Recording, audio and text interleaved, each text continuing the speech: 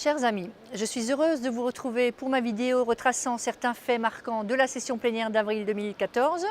Cette session est la dernière de l'actuelle législature. Il n'y aura pas de session plénière au cours du mois de mai 2014 car, comme vous le savez, les élections européennes auront lieu le 25 mai prochain. Ce fut une session plénière particulièrement chargée puisque 118 rapports, car il était nécessaire d'adopter avant l'élection du nouveau Parlement les nombreux textes dont les négociations se sont terminées. Parmi ces nombreux textes, nous avons adopté 3 rapports sur les denrées alimentaires, la santé animale et la santé végétale. Le lien entre santé humaine et santé animale est évident. Près de 70% des maladies infectieuses sont communes aux animaux et à l'homme. Nous avons donc adopté une série de mesures pour prévenir l'apparition de nouvelles maladies chez les animaux en favorisant de meilleures pratiques en matière d'élevage et dans l'utilisation des médicaments vétérinaires. Les vétérinaires devront fournir des explications adéquates aux agriculteurs, aux commerçants et aux détenteurs d'animaux domestiques sur la manière d'utiliser les antibiotiques de façon responsable. Aussi, les exploitants d'animaux seront soumis à des visites de vétérinaires dans leurs locaux pour contrôler la santé des animaux. En ce qui concerne les animaux errants, les États membres mettront en place d'ici janvier 2018 des systèmes d'enregistrement obligatoires pour les animaux errants, souvent responsables de la transmission de maladies animales.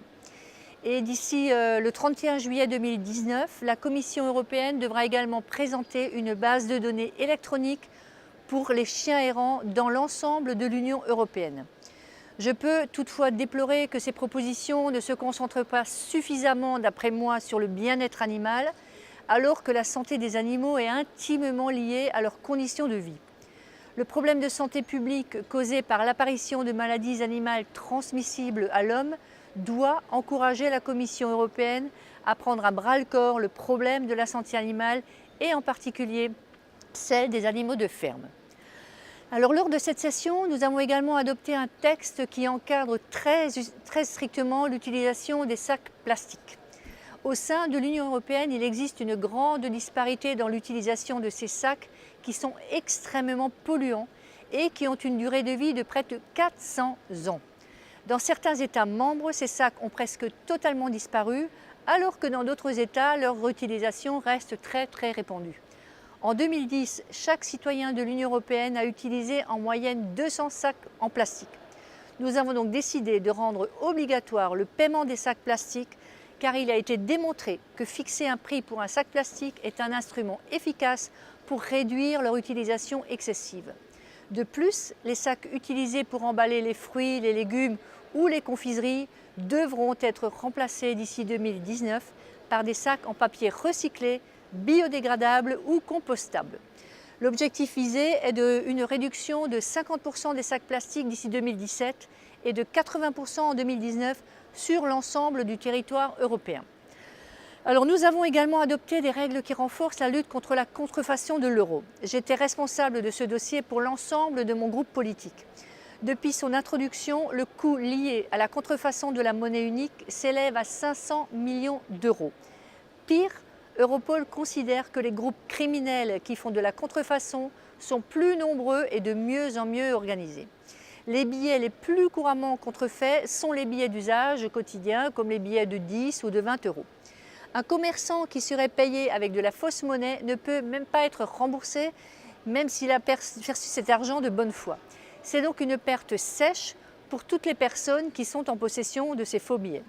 Alors, face à cette situation, nous avons donc adopté une série de mesures pénales qui renforcent fortement les lois actuelles pour combattre ces activités criminelles.